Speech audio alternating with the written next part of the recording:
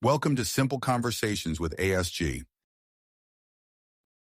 So tell me, who is Dustin Gutkowski? Dustin Gutkowski. I am a guy that has failed more times than I've won, and I've literally failed my way to success. Father, husband, love to compete, and just a guy out here chasing his dreams, man. Just a normal dude out here trying to chase the dreams and just accomplish everything they told me I couldn't. What's annoying you this week? Besides my wife and kids, other than that, oh wait, we're recording, right? Joke. Controversial. Man, this cold weather in Texas is terrible. We're like in the 20s right now, and it's snowing, and it is god awful, and it is annoying. I'm still wearing shorts, and I just can't stand the cold. I do not like the cold, and it is snowing actually pretty heavily outside right now. I'm having a similar issue in Ireland, except it's not snowing, but you're getting everything else. So there's an insane amount of ice, like coming out of the apartment door every day. There's steps down onto the road, and I'm constantly thinking in my head, what am I going to have to message my manager if I fall down here and break my neck? Like, it's just terrible. I'm the same as you. I don't know. Maybe it's well. I don't. This sounds counterproductive because Ireland's always cold. Cold weather cuts through me. I just can't deal with it. I have no motivation to leave the house. That it's tough. It's too cold. I mean, I don't know, man. I don't like it. I don't enjoy it. And when people wish us, I'm like, then move to a state where it's cold, because Texas is not supposed to be cold. It's not what we do. But you know, the kids like it. They're off school. They got a day. People are off work, but it's just, I don't know. It annoys me because I won't stay home. So I have to go and it's just unproductive. Yeah, it's killing me at the moment going to the gym too, because my gym's a very old school gym, so everything is cold in it. You touch a bar and it's freezing, and it's not helping in January whenever there's about 2,000 people stuck in a tiny box. So I'm ready for it to get warm again. No heat, nothing, just old school. Right, I'll get into this now, because that might be one of the best introductions, because the people listening are going to understand that you've false advertising pretty much, but failed your way to success is such a lovely headline. I love people that have came on here that have achieved great things. I've had this guy he's been a best-selling artist in Europe so many times, but he just never mentioned it because he was just talking about things he done wrong, things he learned. And I love that. And as someone who is as successful as you are you always kind of reflecting on those times when you failed, or are you just looking into the future now, or is it always playing in the back of your head? Yeah, so it's really weird. There's only 2 days in the entire year where you can do nothing about, right? There's only 2, and it's yesterday and tomorrow. And when I heard that, it really made me focus on today. And I think that there is a fine line between dwelling on the past and learning from the past, right? You have to be very careful, and you have to understand yourself. And I believe it starts with knowing yourself. And look, just admitting, I felt like I could never grow until I finally admitted myself, hey, you're a loser. You made all these mistakes. Now, where do we go from here? And so I understand that, but I feel like your mistakes don't define you, right? Your losses don't define you. It's how you rebound from them. And so I don't dwell on it, but I always reflect on it. Okay, this is what happened. Why did this happen? How could I fix it? Okay, this is the solution. Now let's move on. I don't want to hear about it anymore. And I try to live as like, okay, I have these goals for 3, 5 years, 10 years, but I also know that those are irrelevant if I don't work today. So it kind of all boils down to what you do today. And I do believe that, everything you do today matters, and you're either making progress or you're regressing, and there's no in between. There's no just staying still. Like, what you do today, you're either going to improve or you're just going to go backwards. And so it does boil down to day. Now, I do think, people say, don't forget where you came from. It's like, why not? I don't want to go back to where I came from. And I do keep it back there, though. Like, I never want to go back there again, and whatever it takes. And so I don't really think it's like a dwelling. It's a looking back. It's just that reminder there of like, I'm never going back to that place. And I think when you reflect on your losses, because I think this is just, again, me, most people don't ever move on from that negativity, that trauma, those losses, because they never face them, and they pop up constantly. I think I can get over mine because I just go, okay, like, this is what happened, man. I fell flat on my face. This was a terrible decision. What caused this? And sometimes it's an honest mistake. Sometimes you just made the wrong decision, whatever it was, but it's something that I can fix. I'm like, okay, now I'm prepared for the next time this happens. So I'm just going to move on. And it's helped me, man. It's helped me a lot. Just really move on from those things and learn past them, so I don't make the mistakes again when they come up. This might be a little bit like a freestyle to what I had planned here, but this is the way you've worded that has sparked something in my head. Like a lot of people now that have listened to the show were finding my personal pages, like my Twitter and stuff, where I just kind of just empty my thoughts onto, and they'll all see in all my personal pages, my bio is just a kid that beat depression. So they're asking me like advice on it and stuff, and that seems to be the main thing that people are really struggling with. And I didn't really understand this until recently, to be honest, since they started messaging me. But people are having a really hard time making any kind of progress or forward movement because, like you said, like you're aware of your failures and your losses, but they're having a really hard time moving away from them. Do you have any advice on how you can maybe not use it as a fuel, but maybe just darken the light that it seems to be coming from it? Yeah, like I say all this with comma. I used to be that person that dwelled on it, right?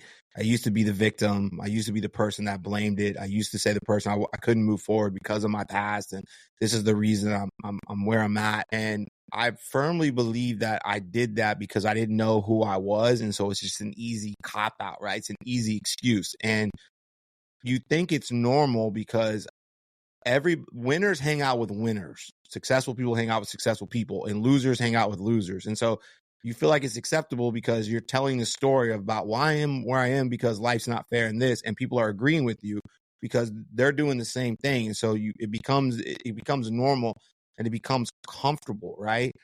And if you don't really know who you are, and people, I mean, you ask you like, who are you? And it's one of the two hardest questions ever asked people is who are you and what do you want? And they can't answer those things. And that's such a scary place to live. But I lived there for so long. So it was just finding like, man, who is Dustin Gutkowski? What do I like? What makes me happy? What lights my fire? What gets me going? Right.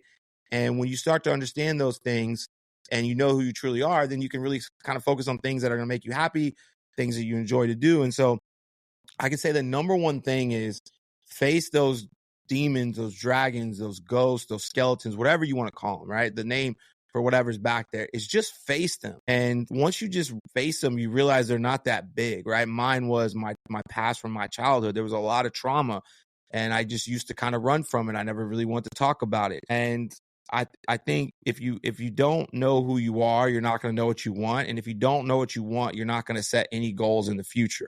And so I believe as men, I can't speak on women, right? I believe as men, we are meant to go out and chase goals and dreams. We are meant to accomplish things. We're meant to build things, not just homes or buildings, but we're meant to build like our dreams ourselves.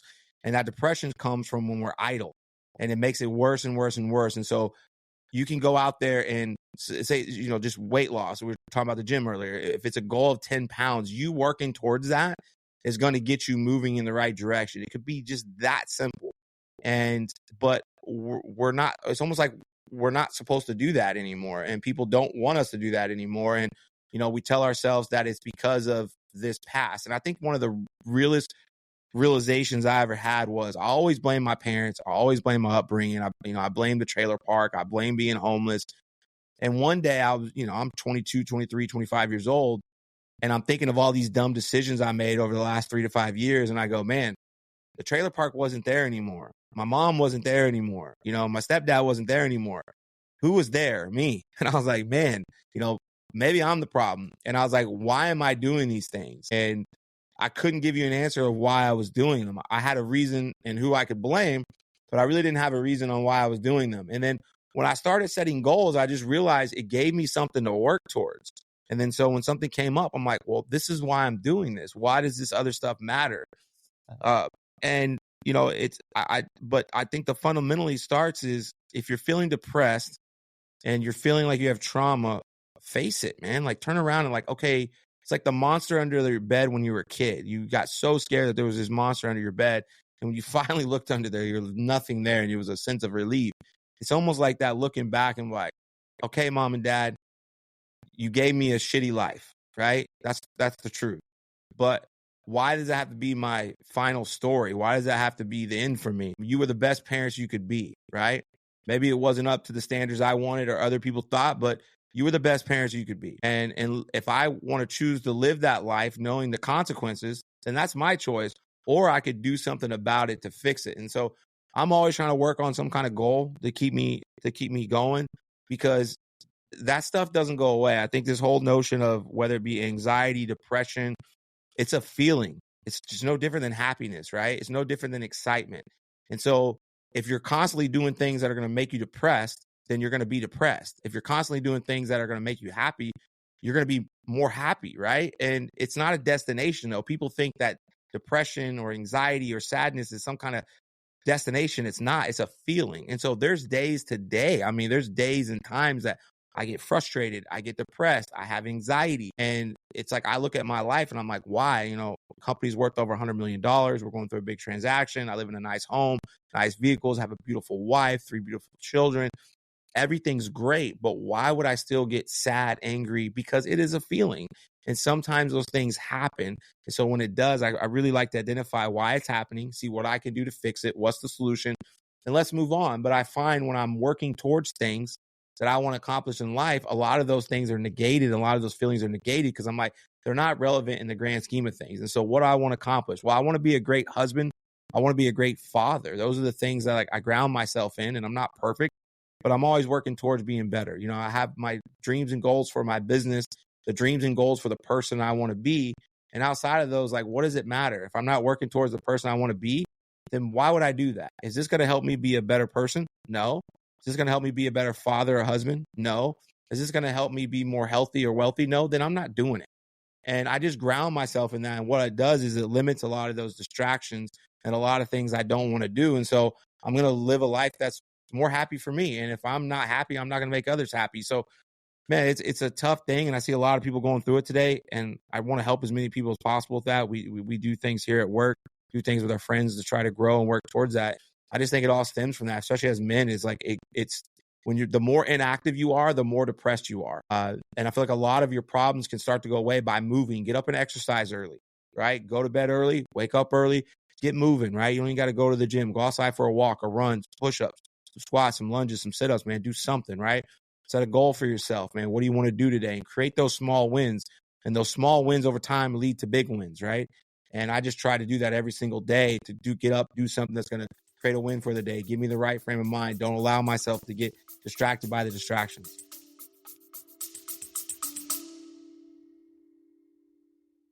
If you are enjoying this episode, follow and rate the show.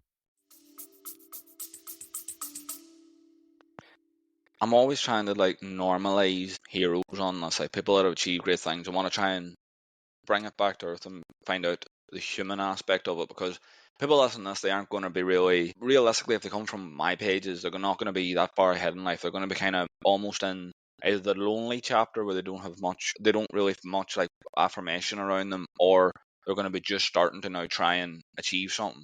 So I love having that human aspect of the person I'm interviewing. And I want to do it with you here now, because you dropped something that I'm thinking has hooked people, which is you're now a CEO of a company that does over $100 million. That's worth over $100 million, sorry. And I want to get into this with you because people think that these people like you that have achieved such a feat, like for that statement, for a lot of people is the height of the mountain. That's the pinnacle. That's the top point. That's Mount Everest for them. And they don't realize that these people are humans too. They have all problems. They have to do things that everyone has to do. And what I want to ask you is, what issues have you faced personally, in not on the road to where you are now, but more as you hit that point where I'm now successful and you started elevating? What issues did you face personally?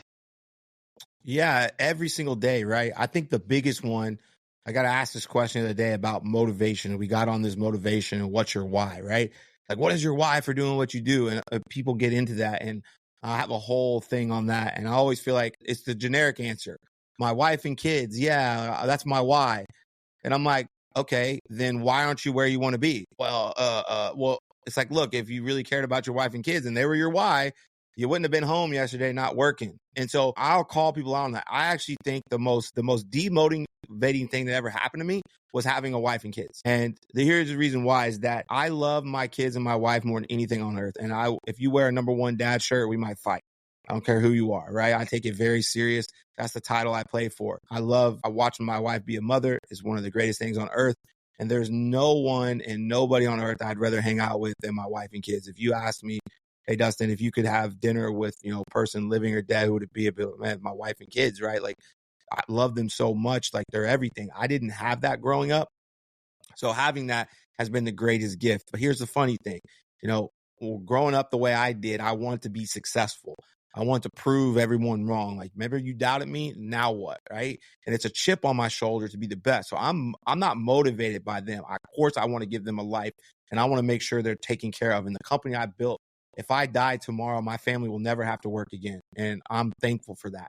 And that's a part of me that is one of my goals. But that's not why I get up every single day. I have goals and dreams that I want it to be the best to ever do it. And so I think it's that struggle of, I want to be home with my wife and kids every day. I literally hate leaving them. And so, but I got to get up to go do what I do. And it demands everything from me.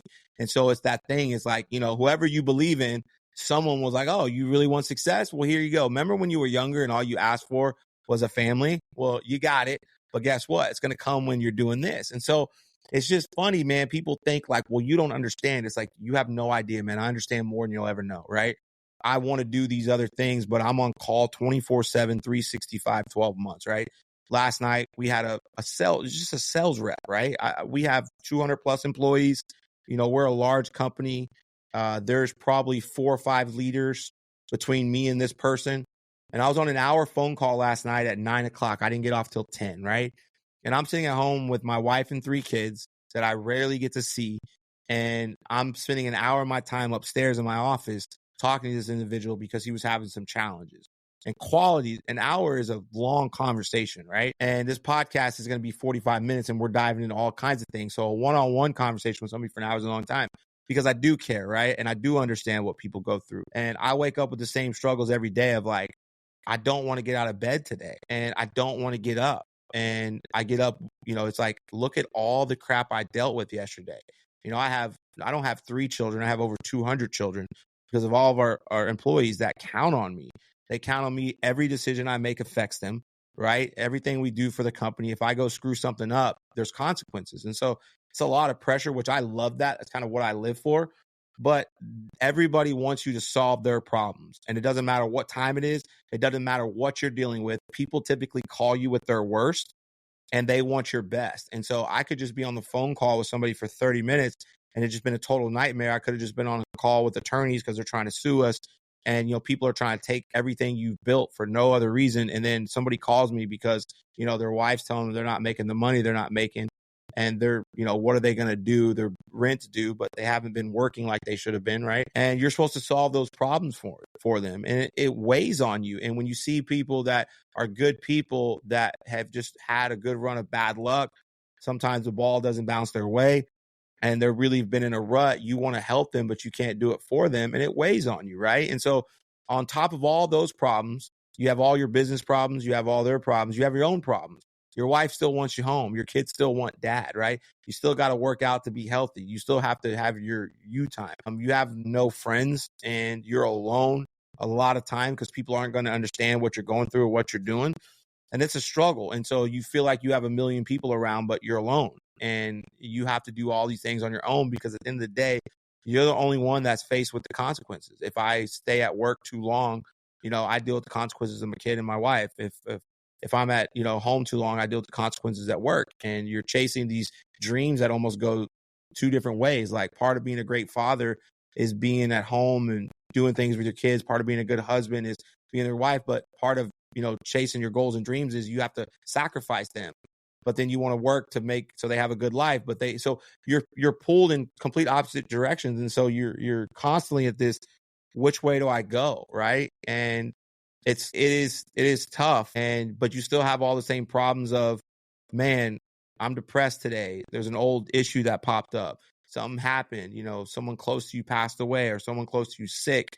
And you have to be able to turn off those feelings. And sometimes you can't. And when you can't, you just have to get through them.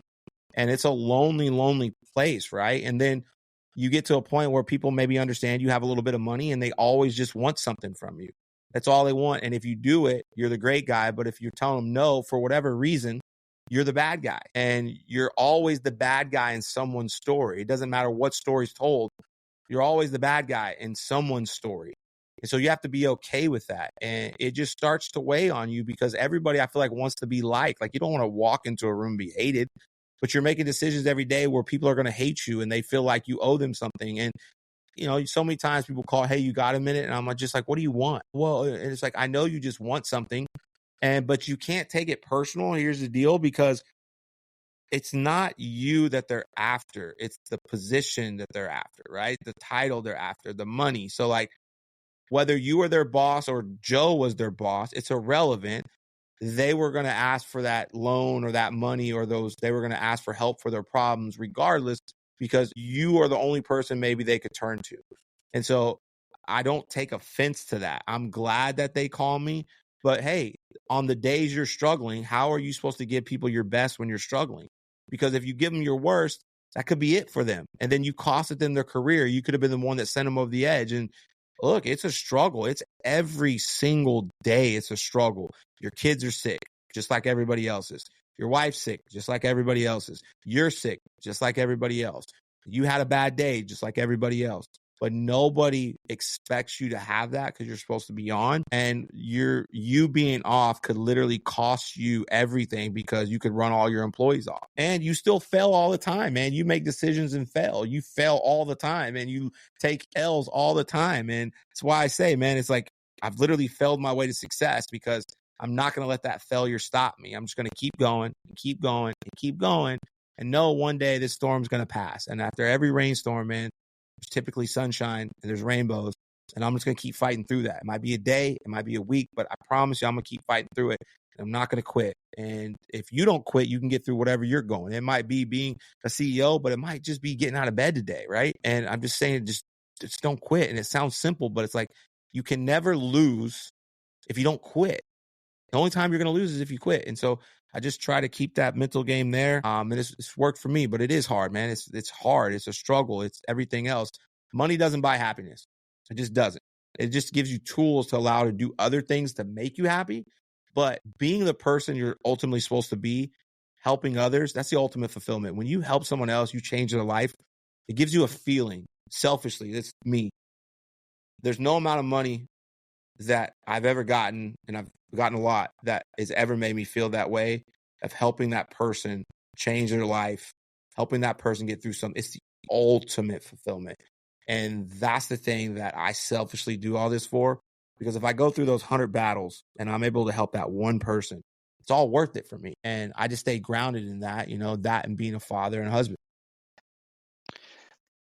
Money was definitely something I want to touch on because I had Eric Cogorno here, and he's like social media golfing scene pioneer and one of the biggest names on it. And I asked him about money and how it shaped his mindset and stuff. And the two of you are very similar because you're still a razor sharp, you're still dedicated to what you're doing. And like you said, like you're still working every day. And what I want to ask you is, why do you think money changes other people and it didn't change you?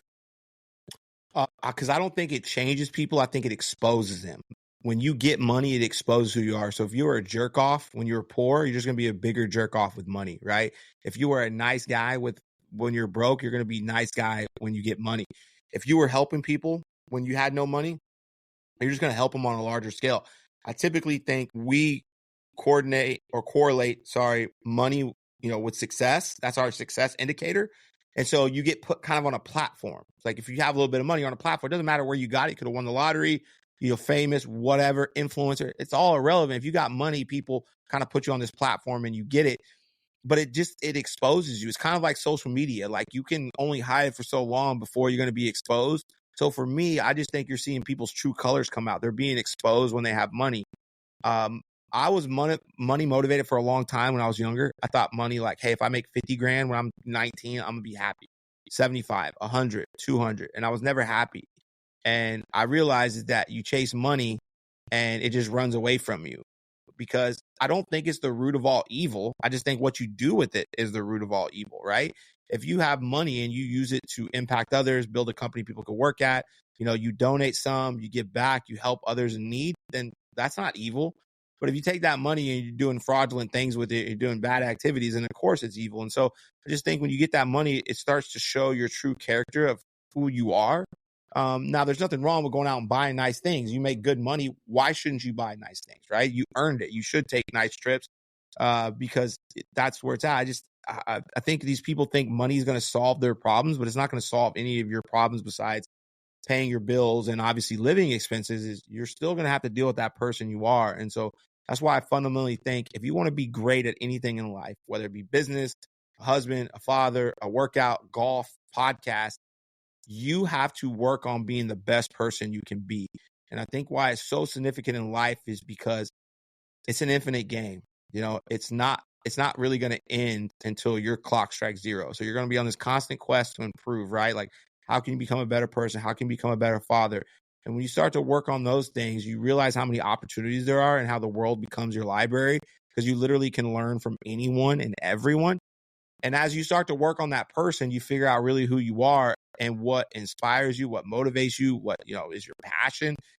And then the money just starts chasing you because you're not really worried about it. You're on this quest to just become a better person. I'm on this quest to become a better father, a better husband, a better leader, a better friend. And I take accountability for all of it. And then there's no power to anyone else. And the money to me is just a tool. It's a tool to support my family, support other people, build a brand, create opportunities for others, give back, do the things that I can. And I'm not, but sometimes it's almost a negative because I'm not money motivated. So I don't make decisions on money, which is always not a good thing because sometimes they just don't make sense, right? But it's got me to where I'm at, and I'm always going to choose people over everything because even when I didn't have money, that's the way I was. And I'm thankful for those in my life. I just think it exposes you. It shows who you really are.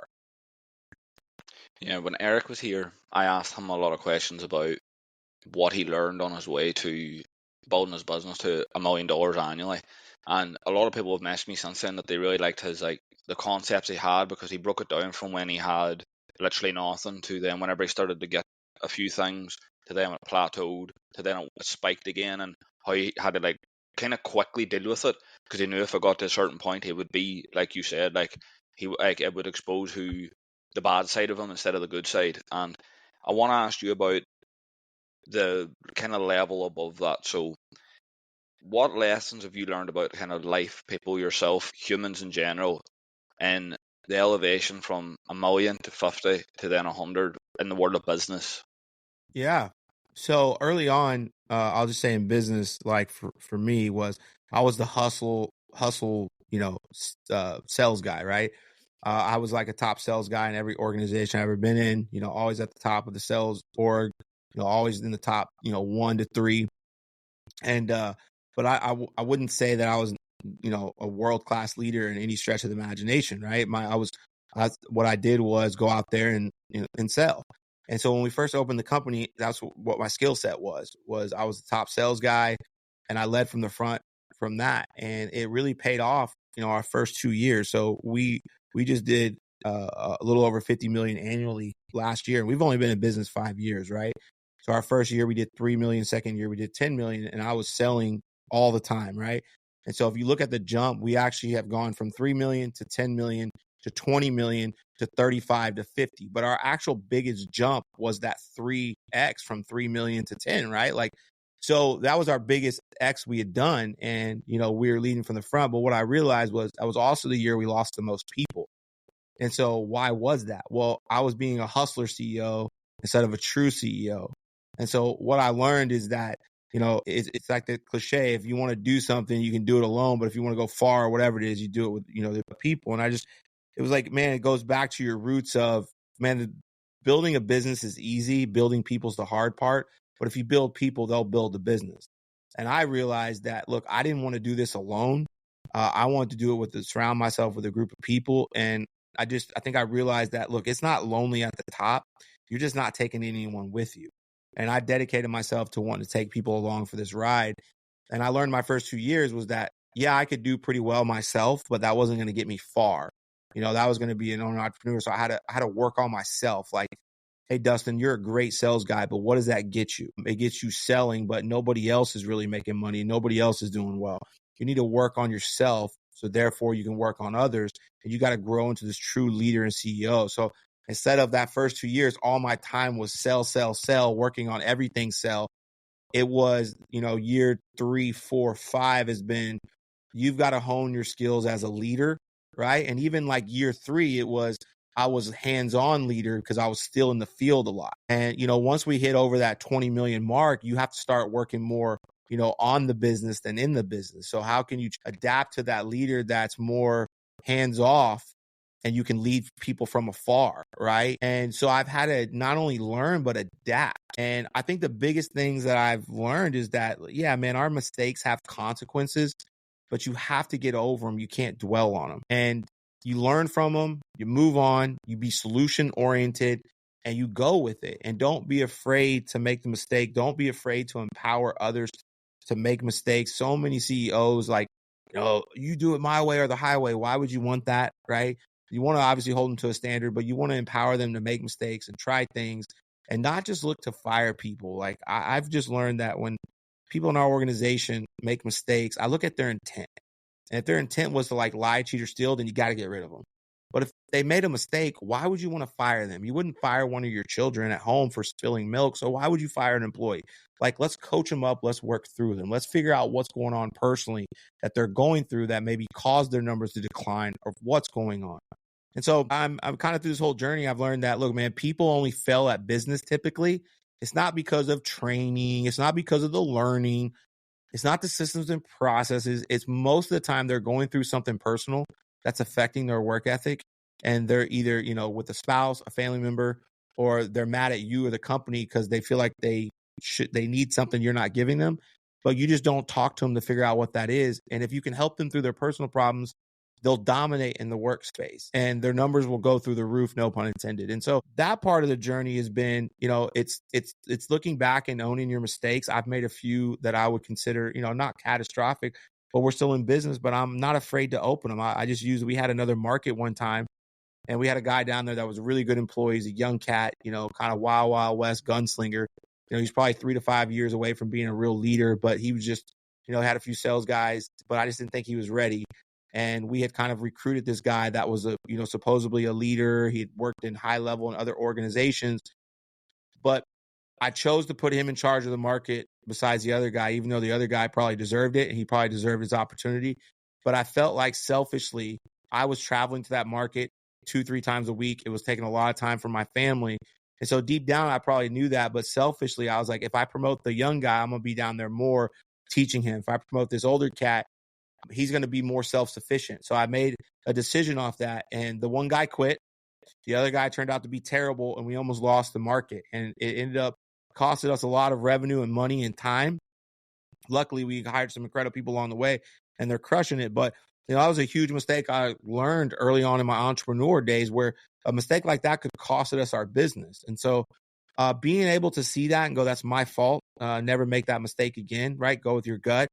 Go with your intuition, trust in the people and build the people up no matter what. And, don't be afraid to learn from everyone and take advice from people, but then ultimately make the decision you want to make and live with it.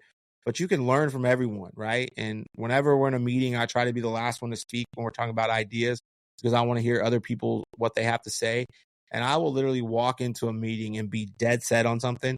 And if people present something better to me or data that proves I'm wrong, I will completely 180 because my motto is I just want to get it right. I don't want to be right. And I've just, I still have a lot to learn on this journey. I've literally only been a CEO entrepreneur for really 5 years. And even though we do over 50 million in revenue and we $100 million plus company going through a private equity deal, man, I'm nowhere close to where I need to be. And I'm very, like humble in the manner of I have a lot to learn, a lot to work on. I'm not perfect. I make a ton of mistakes, but I have a plan and the plan is literally played out to a T for the first 5 years. I have another plan for the next 5.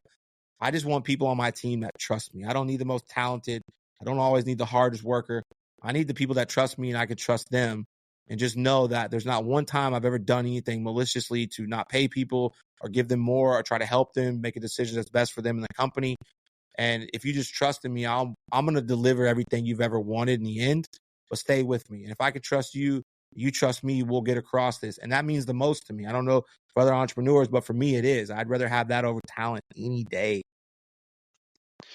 I want to ask you about something that I dealt with a little bit in the middle of last year, and I know that from speaking to people who have achieved their end goal almost, they've all said that you will go through a patch of it. But I think you might be the best person to speak on this in detail, because going from, as you mentioned, homeless in the trailer park and not having the greatest upbringing, to where you are now, where you're a CEO and you've mentioned all these things that you're in charge of and you have to take responsibility, and you've, great house, great family life. If you never work again, your family are fine. Did you ever go through imposter syndrome? Did you ever feel like kind of looking at some days and thinking, how is this me? This might not be. This maybe shouldn't be. Maybe this is made for someone else. Yeah, I think people go through that almost every day sometimes, right? I think more often than not, like, especially when that's the kind of I don't want to say downside, but that's part of the growth, right? Because when you're trying to grow, that's the definition, is you're really uncomfortable, right? And you're growing into something you've never been. That's why it's growth. So typically when you're growing, you're either doing something you've never done or you're growing into something you've never had. And so you're going to be uncomfortable. So, but it's not who you are yet, right? And so this life isn't for you yet. I think the easiest definition or the easiest one most people could probably relate to was with me. I was a huge party animal. Like on the weekends, man, it was going out, the bottles, the clubs, all hours of the night. And those are your friends, man. And those are the people you care about dearly. And they're good people and you had a lot of fun with. But you can't be out drinking every night, be out drinking every weekend, and then try to build a super successful business. It just doesn't work that way, at least for me. And when you change that those people necessarily didn't do anything wrong to you. There's not like there was some huge fallout, but you have to separate yourself from them because you want to start creating a new life, whether it be in business. And it does feel like imposter syndrome because this isn't who you are yet. This is still who you are. Just because you decide to stop doing those things doesn't mean it's still not a part of you. And you get really lonely because there's no one around, because you haven't made new friends yet. And rightfully so, because you haven't done anything. So successful business owners are going to be like, oh, wait, you just started today? Come on in, man. You're my guy. And your friends that you partied with, man, they still want to hang out with you, rightfully so, because you guys had a great relationship and you still want to hang out with them.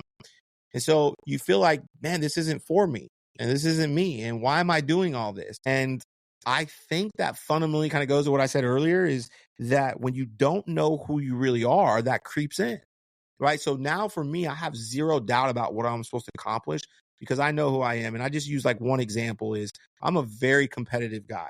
Like I love to compete, and it's a scary thing. I was texting my wife yesterday. I was like, when I see other roofing companies, I just want to bury them. It's not personal. It's not like I don't like Joe, right? Joe Roofer Bro 65. And it's not like I don't like him. It's just, hey man, you're playing a game that I decided to play. So my goal, purpose in life is to beat you. And I want to take your soul, and I want you to know I took your soul, and then I want to pick you up again just to do it all over again. I hope you win in your life, but you're playing for second place. I love to compete. And it's the thing that I love to do the most. Like I love that part of life. But you're all like, well, man, there's enough to go around for everybody and we can all be friends. I'm like, no, dude, I don't want to be your friend. We're competing. Like if you're in my space, I'm coming to dominate. Here's why. If you sell a roof, that takes away from one of my teammates that could need that roof to feed his family. No, I don't support that. And I don't want to be your friend. And no, I don't want to trade ideas. And no, I don't want to learn from you. And I don't want to hang out with you. And I don't want to meet with you. I don't want to do any of those things.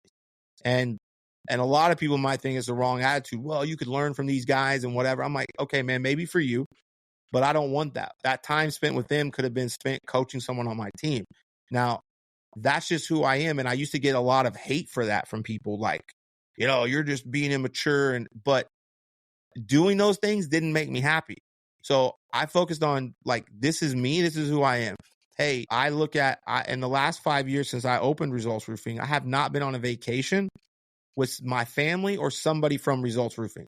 And so when I go do any events, podcasts, even when I go to Disney World or Disneyland, somebody from RR is with me or my family, because I don't want to hang out with anyone outside of this. And if you're not a part of this, then unfortunately, I just don't have time for it right now. So I had to give up hobbies. I had to give up things that I enjoy to do, whether it's go catch, football with the boys on a Saturday, or like I like to play basketball, and it was like people's golf, hit a Tuesday, Wednesday night league, a Sunday night league. I had to give that up. And the reason why it was either time away from work or my family. So I gave up hobbies. And what I realized was those weren't really hobbies anyways. I actually loved to build the business over anything else. That was actually my hobby. Helping people was actually my hobby. But I was told my life I needed some hobby and passion to follow. So, oh, you got to do this. It's like, but that doesn't make me happy. But everyone's telling me I need this stuff. And so once I just figured out who I was like, man, I don't need any of that outside noise. This is who I am. And I'm going to focus on these things. And if you're inside my organization, I'm blood loyal to you. I want to do everything with you. I want to help you win. If you're my family, same thing. Outside of that, I just don't really have time for it. And I think it eliminated a lot of that imposter syndrome, because even sometimes today, I'm like, I'm sitting in a room and I'm like, man, I watched this dude like on YouTube. This dude's the real deal. How am I sitting in the same room with him? Why? And it's like, oh, because you belong. So stop thinking you don't, because you've done something and maybe you're not on their level yet, but you're on your way.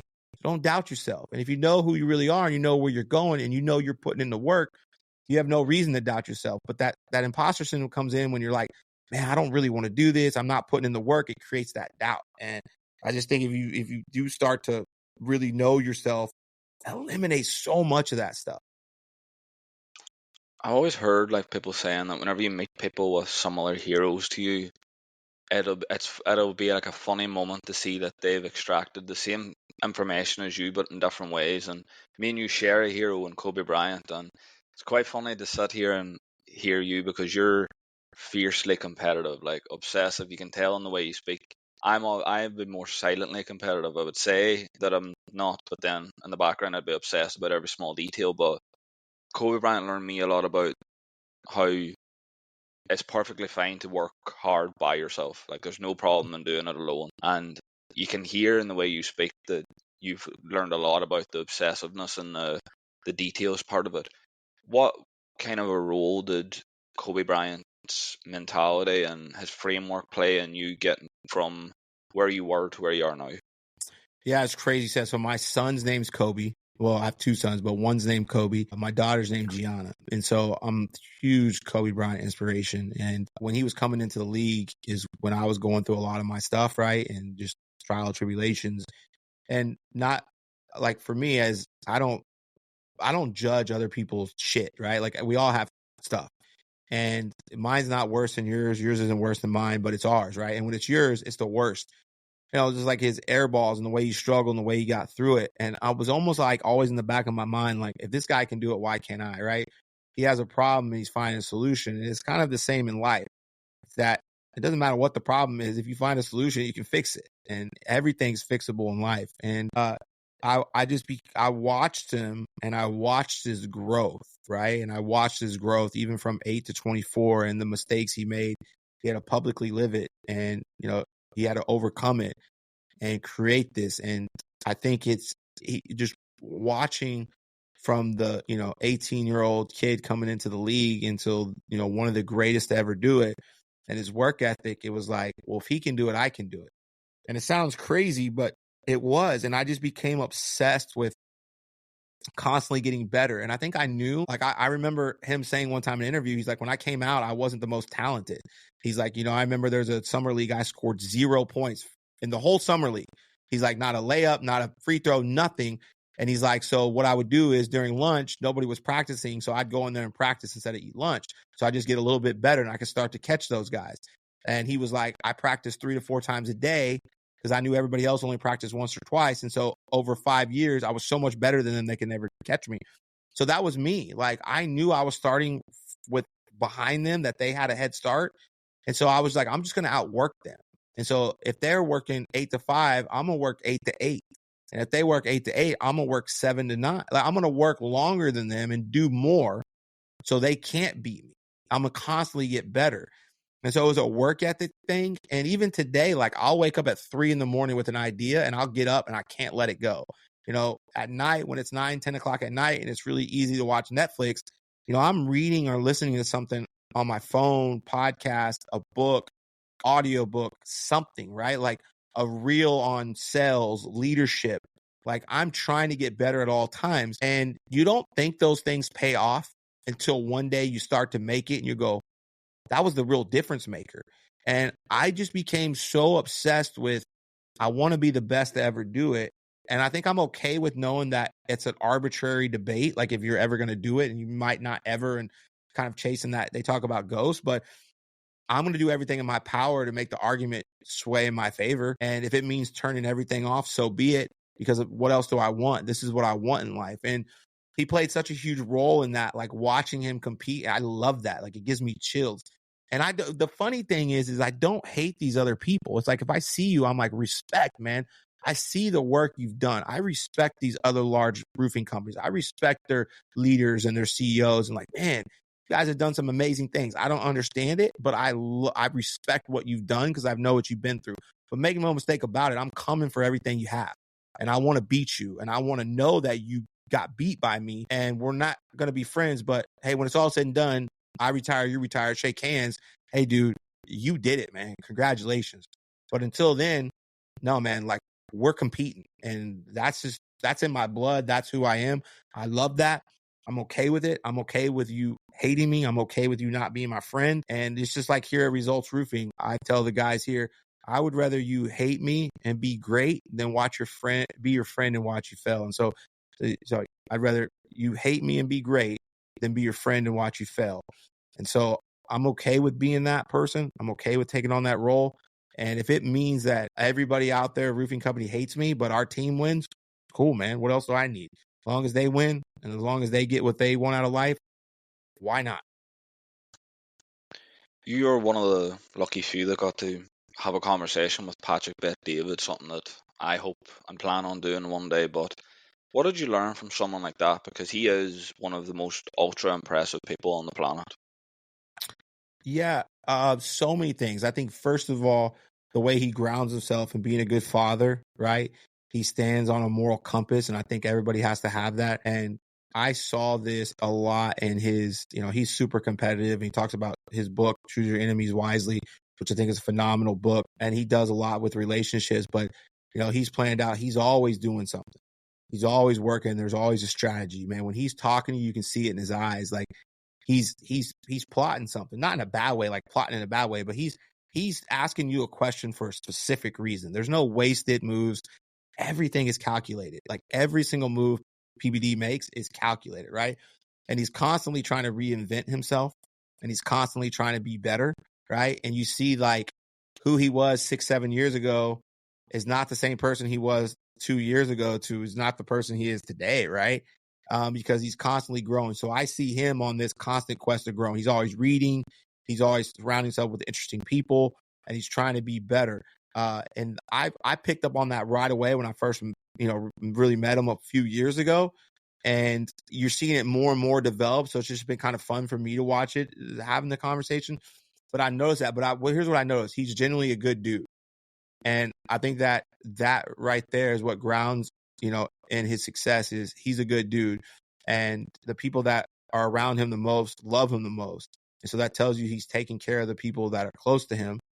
And I look at what I base people on. If they're a father, how are they as a father, and what's their relationships with their children? And to me, that tells me everything I need to know about a man. If you're a father and you have a close relationship with your kids and how they look at you and how they act towards you, tells me everything. And when I saw that, I was like, oh man, this guy's going to keep crushing it. Even when he was already successful. And now you look at it, I just look at the last few years, sold his company for almost 300 million, owner in the Yankees. You're just seeing that success compound. And I think it's grounded in that. And I think, look, he's still working hard, which is crazy. Like, think about being worth that much, still grinding every single day because he's playing for something bigger than money. And I think it's like, I've been around a lot of successful people. I've been fortunate enough, and they're all playing for something different than money. Although they have a lot of money and people think they're doing it for that, they're not. They're doing it for another reason. And that's what keeps them going because, well, I want to make $1 million. Okay, you made $1 million. Now what? You're like, oh, well, they're playing for something beyond that. And that's what keeps them going. So he's cool, man. I love that dude. I think he's phenomenal. And I still don't think we've seen nothing yet compared to what he's going to do.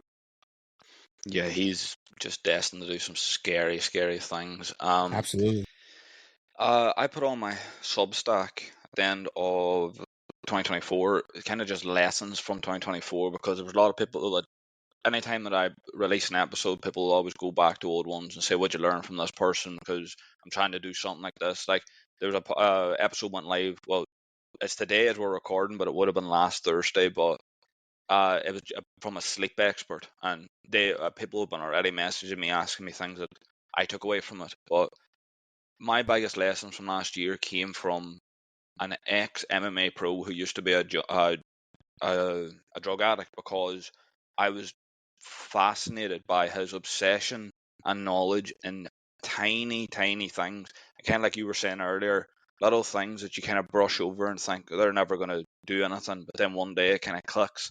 And I was obsessed with the way he had that fascination. And I want to know if you've got any kind of lessons similar from your friend Kevin Holland, because you'd be a lot closer to him than I would be to the guy I learned all this stuff from. Yeah, Kevin Holland, man, what you see is what you get. He's a character. And I love that about Kevin Holland, right? Kevin Holland doesn't put on a show for anyone, and he really is who he is. But I will tell you, the thing that always, because of the way he acts, and that he's funny and he's given, people assume that he's a bad guy, and he's got sometimes a bad. Hey, bro, he's one of the most giving people I've ever met in my life. And he's one of the most genuine people I've ever met in my life. And Kevin Holland would do anything for the people that are close to him, even if it costed him a lot. And I love that about him. And he really is. And you see the character. He is who he is. He's always cutting up and cracking jokes and funny and lighting the mood and saying some outlandish shit. But I'm telling you, he's one of the most genuine dudes I've ever met in my life. He's one of the most giving guys and one of the most, loyal friends that you'll ever see. And so he puts in the work, and I love that about him. Takes care of his kids, man. They don't have a want or a need, and I love that. Even with his fighting, and he's fighting all the time. He's doing it for a bigger picture, and it's great to see. And you really won't, man. He's just a genuine dude, man. And he doesn't like the fame. Like, he's not in it for that. That's what the funniest thing is like, it's like every time he tries not to, he goes viral or he says something, but it's just not it's not what he's trying to do. Like, he's showing you who he really is. And I think that authenticity people can pick up on, because it's not a show. Like, it's not, if the cameras are on or off, that's who he is. And I'll say this story, that one of the stories that we were in San Antonio, and we were actually doing a live podcast at a meet and greet. So Kevin was not on the card. It was a UFC card down there, and he had a fight in about 30 days. This was his first fight in Utah. I think it was against Michael Chiesa a few years ago. And he had a fight in like maybe 2 months, but it was within the next 30 to 60 days. Anyways, we're down there for the San Antonio card, and we're at the hotel, and he's just doing some rounds, getting in some work, right? And one of the guys doesn't make weight for, I think it was at 170 at the time. And Kevin hears that, and he goes, "I'll make it." And by the way, this is Friday. This is weigh-in day. It's at like noon. And they had to like be official by, I think, 3 or 4 or something like that. And he's like, "I can make 175 or 178. Can we do a catch weight?" And like, we're looking around. There's no cameras. It's just like 5 of us in the back.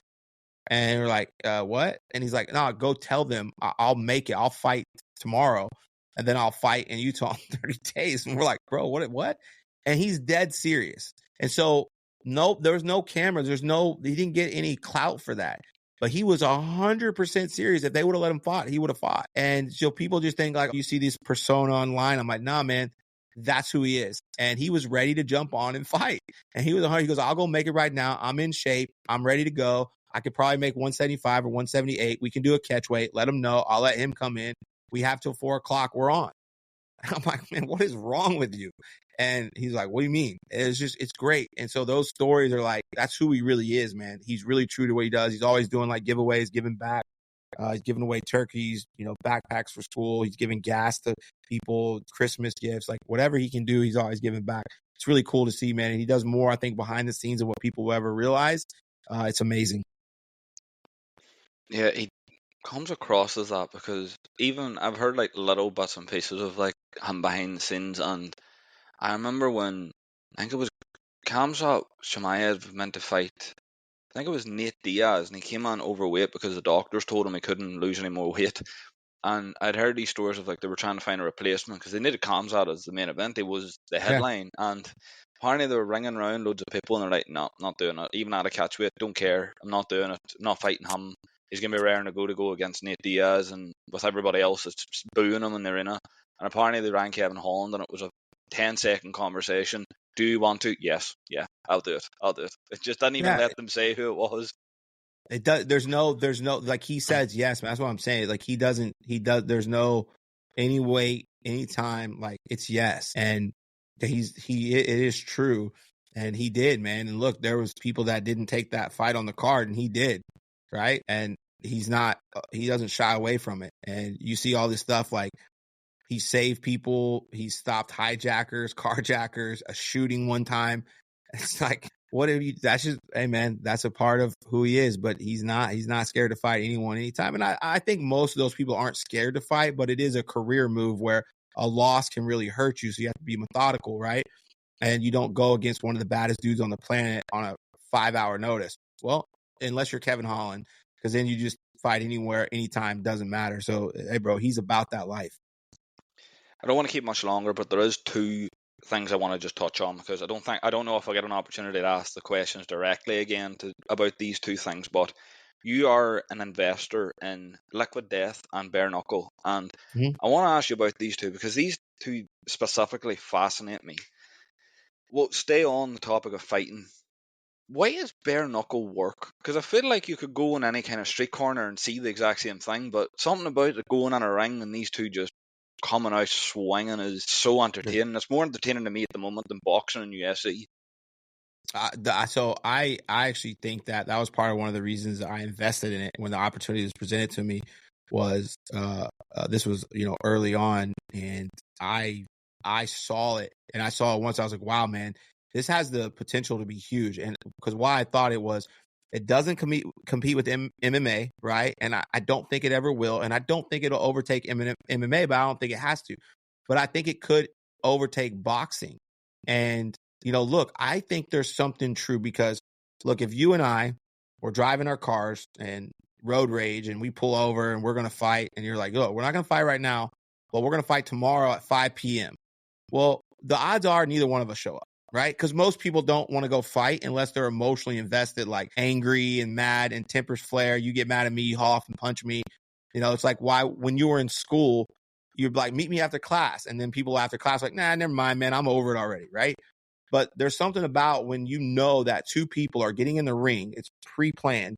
And most of the time they don't really hate each other. That's different than what anyone else in the world would do. Right? And it's like, it's combat and it's entertaining to watch. And now you're taking people that are literally doing it bare fist, which I think gives some appeal.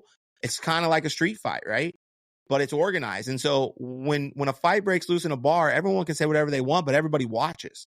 They all look and watch. And so I don't want to call it a street fight like that, but like in a negative way. But when you're there, every punch, you're like, oh my God.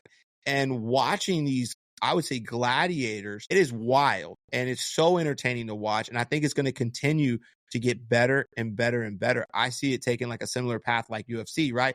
Early on, you got a lot of haters. People don't understand it. It gets some love, but not as much. And then, I believe it's going to take off. I do think it could surpass boxing, right?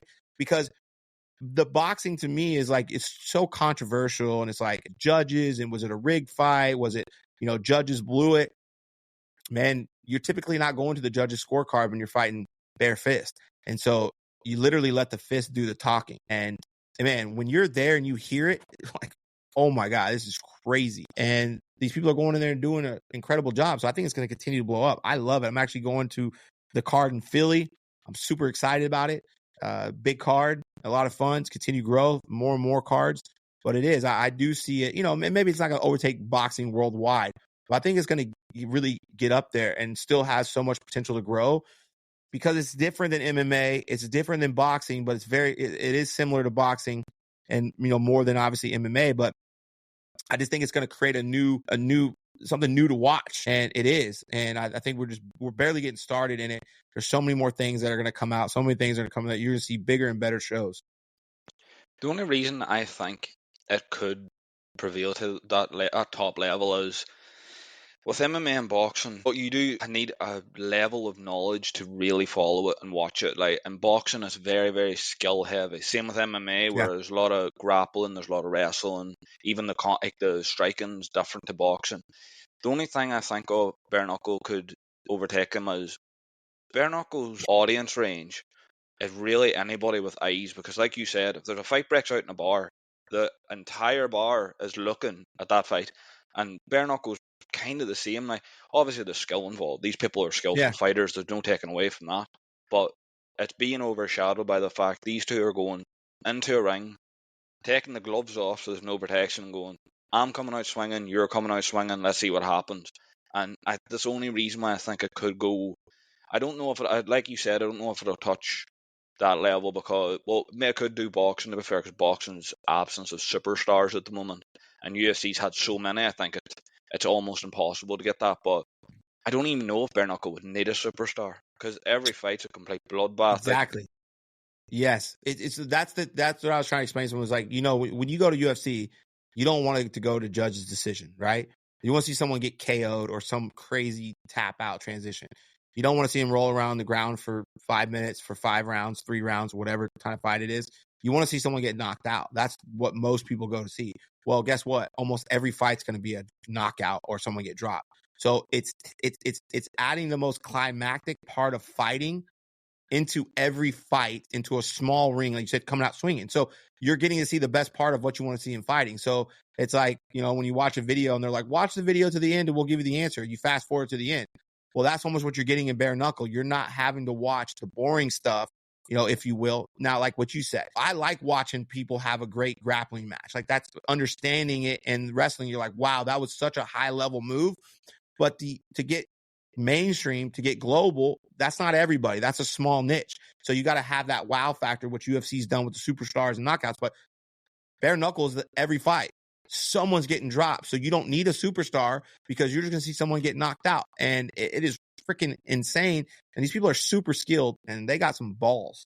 It's wild. I'm not messing with any of these cats. I completely agree. The last one I want to talk to you about is Liquid Death, because I don't understand it, but I do at the same time, because it's like the can's menacing and it reels you in with these fancy designs and stuff, and then there's something about the flavored water in a can. So I don't know, it entices you, but I just don't understand. Like, from your point of view as an investor, what is it that makes it work? The marketing.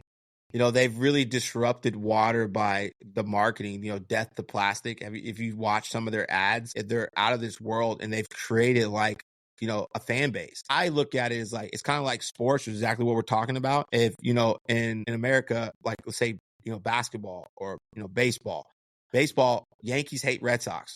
Red Sox hate Yankees. You have fans, right? You have people that wear their stuff in the street. You have people that just, they cut for it. That's the same thing with Liquid Death. It carved out a model, and the marketing created a fan base, and it created a loyal following of people that just love it. Like, oh, Liquid Death, it's wild. Like, even when I go to Vegas, or I go somewhere and they have Liquid Death, I'm like, oh, I'm invested. Like, oh, I love this stuff. People are like, oh, it's great. It's like having a sports team that you're a fan of, but it's just water. And so it's, and some people like, and I've said this to, others, is like, when you get a soda, some people like drinking out of a can, some people like drinking fountain, some people like to drink it out of a glass bottle, right? Your preference.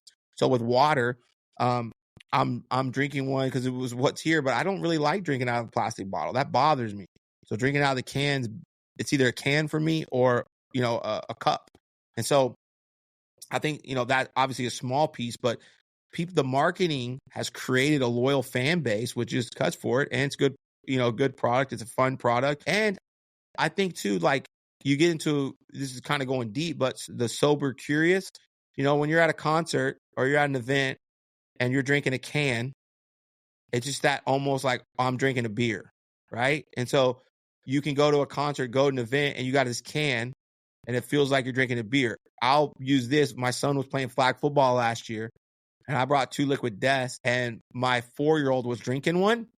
And like the looks people were getting, I heard, is that a beer? I'm like, yeah, my 4-year-old's pounding tall boys right now. Hey, you good, Kobe? Can you drive later?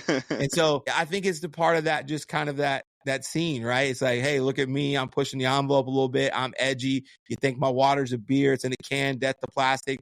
They come up with some outlandish marketing. It's fun. It's not for everybody, but it's fun. If you're somebody that probably tells inappropriate jokes, you probably like Liquid Death. If you don't, it's probably going to offend you. Yeah, I've started developing this theory of people will lower their expectations on performance if the entertainment value is there. So like you said, with the Yes. cans in the market, because I spoke to Eric about this, we were talking about how Live Golf has become this, it's not a powerhouse, but it's rising because obviously they're offering a lot of money and stuff, and the Yeah. PGA Tour's hating it.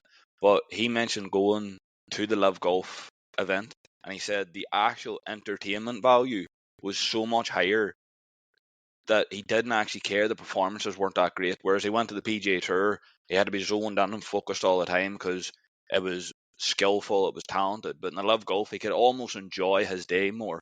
And I think this is probably what's going to happen with, would you say, like with death of the marketing works? And it probably is going to happen to bare knuckle too. The entertainment values there. People will lower their expectations if they're going to be entertained. Yes, people want to be entertained. That's why we're on social media. That's why we go, to the movies, we go to events. We want to be entertained. And if you can entertain people and they can feel like they're a part of something, they're going to be a part of it. I don't have any more questions for you, Dustin. That's all I have for you. So this is your time. You can plug whatever you want. No, man, I appreciate it. Look, thank you for having me on. I enjoyed it. And I think just all the stuff we were talking about with people, the depression and the stuff, that part obviously stuck with me. And if anyone's feeling that way, just know you're not alone, that there's a ton of people out there that are feeling that same way. And look, it's okay to want to feel like you want to give up. It's okay to want to feel like you're going to quit, but don't, right? Don't quit, man. Just keep going because there are going to be brighter days ahead. There's light at the end of the tunnel, man. Just get up and get moving and just be consistent. You don't have to be the most talented person. You just got to stay consistent and self-disciplined. You can get on the other side. So don't think you're alone. There's a ton of people out there that are feeling your way. Don't fall into that trap, but you got to keep going, man. You got to do something about it. But it's a scary place to be and you feel all alone, but you're not. And don't ever think that. And, anyone feeling that way, just one thing. Don't ever do the ultimate give up. Don't ever go down that path of, taking your own life. There's too many people that do that. That's not a way out, right? That's not a way out. And even if maybe you are alone, but there's people you can reach out to get help and start moving, start doing something. And I promise you, not today, not tomorrow, but sometime you will get through it and you will start to come out to the other side. Follow your new favorite interviewer with the link in the description.